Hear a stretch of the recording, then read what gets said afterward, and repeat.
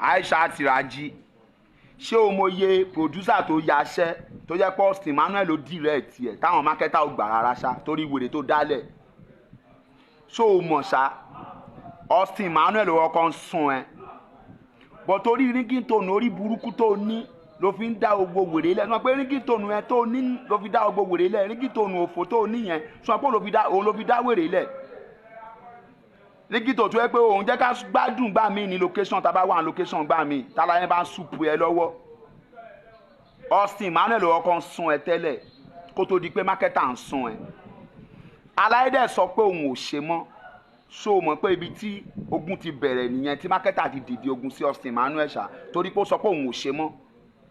kò yí ẹ o mọ iye àwa tá a kówó lẹ̀ tá a fi ya fíìmù tí marketer ò gbà rárá àti rárá ni tó dìde ogun sí Austin Manuel so mọ̀ pé wọ́n ló fi ringtone ẹ dáwèrè lẹ̀ ringtone òfò tó ní ringtone orí burúkú tó ní yẹn so mọ̀ pé wọ́n ló fi ringtone ẹ dáwèrè lẹ̀ so mọ̀ ṣá ṣé wọ́n tó wá jáde síta tó deny Austin Manuel pé Austin Manuel ò fẹ́ ṣé story tó ṣojú àwa ṣé story tá a mọ̀ àbẹ́lẹ̀ tá a mọ̀ o mọ iye ọdún tí wà tí Austin Manuel fi fẹ́ra yín ni ṣé wọ́n tó deny yẹn ok tó bá deny Austin Manuel ayé máa pa ẹ́ o wá jáde o deny yẹn pé ẹ fẹ́ra yín èmi tiẹ̀ sọ pé mi ò ní ṣe fídíò kankan mọ́ but anytime any day tó bá ti wá fún Austin Manuel èmi náà máa jáde fún ẹ ni mo tún come across write up kan tó sọ pé Austin Manuel ń threaten ẹ fún kíni ṣó ti mẹ́ni ṣé kàn ń wọ́rí ẹ ni wo gbogbo àwa tá a yaṣẹ́ ń gbà yẹn tí marketer ò gbà ń gbà yẹn tá a bá dì ẹ mú a lè já ẹ sí o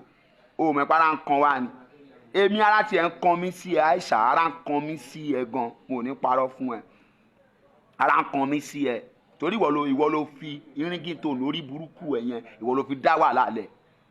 mo ní pa ìwọ ló fi dá wàhálà lẹ̀ àwọn tó dẹ̀ sì máa deny náà sì pọ̀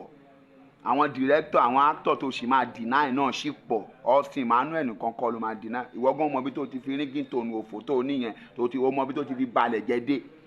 o ò ní kú re kí ló Austin Manuel fẹ́ kó máa kí ló fẹ́ threatening ẹ fún ẹ